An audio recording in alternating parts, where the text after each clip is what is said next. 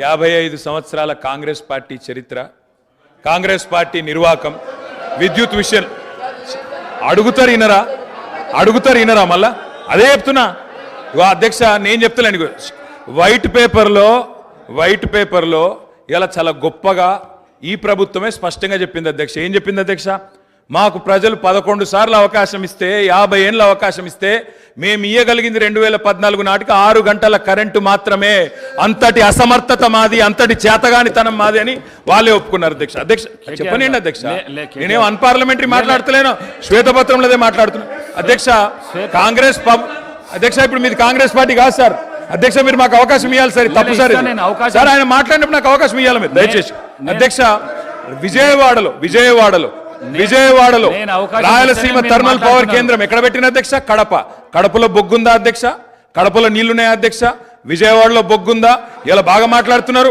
ఆ రోజు తెలంగాణలో విద్యుత్ కేంద్రాలు కట్టకుండా తెలంగాణ ఏర్పడే నాటికి 2700 లోటు మెగావాట్లతో 2700 మెగావాట్ల లోటుతో ఆనాడు మాకు నష్టాల్లో అప్పజెప్పిపోయింది. వీలు కాదా అధ్యక్ష? 6 గంటల కరెంట్ ఇచ్చింది వీలు కాదా? నేదునూరు గురించి మాట్లాడుతున్నారు అధ్యక్ష, నేదునూరు గురించి చెప్తా అధ్యక్ష.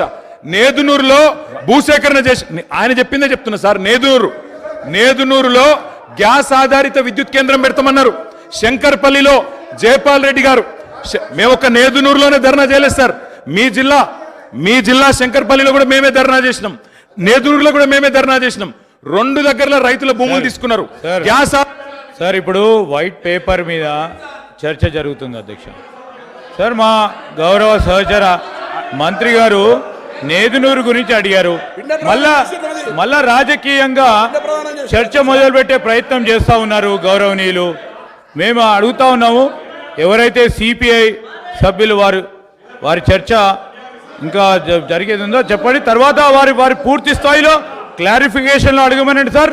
తప్పకుండా పూర్తి స్థాయిలో వారు జవాబు చెప్తారు పవర్ మంత్రి గారు.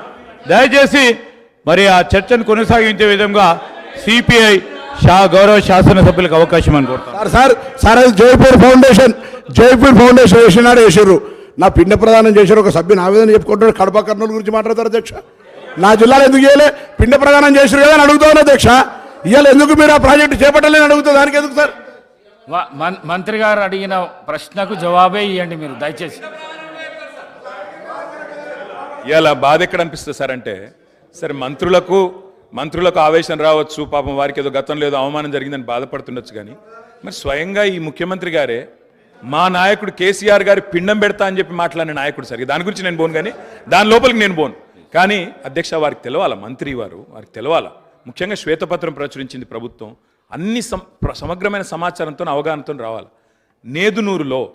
నేదునూరులో ఎక్కడ మానకొండూరు నియోజకవర్గం నేదునూరులో, అదేవిధంగా శంకర్పల్లి ఇవాళ చేవెళ్ళ నియోజకవర్గం శంకర్పల్లిలో ఆనాడు యూపీఏ ప్రభుత్వం ఉన్నప్పుడు గ్యాస్ ఆధారిత విద్యుత్ కేంద్రాలు నెలకొల్పుతామని చెప్పి భూసేకరణ చేసిండ్రు, రైతుల దగ్గర తీసుకున్నారు. మేము టీఆర్ఎస్ పార్టీగా ఆనాడు ఒక దగ్గర ధర్నా చేయలే, ఒక వ్యక్తికి వ్యతిరేకంగా ధర్నా చేయలే. కేంద్ర ప్రభుత్వమే తీసుకున్న నిర్ణయాన్ని గ్యాస్ ఆధారిత విద్యుత్ కేంద్రాలు ఎందుకు పెడతలేరు?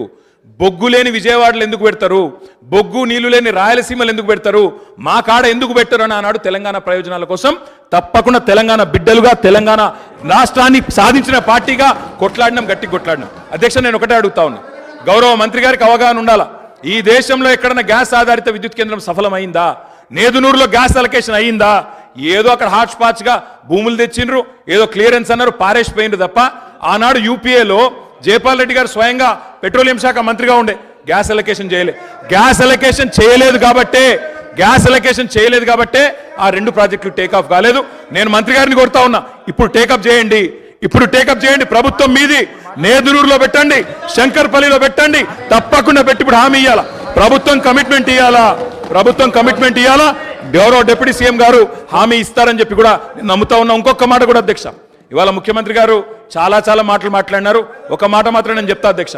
ఇవాళ నోటికొచ్చినట్టు అక్బరుద్దీన్ ఓవైసీ గారు మాట్లాడుతుంటే వారిని అవమానిస్తారు, ఇక్కడ మేము మాట్లాడితే మమ్మల్ని అవమానిస్తారు సార్.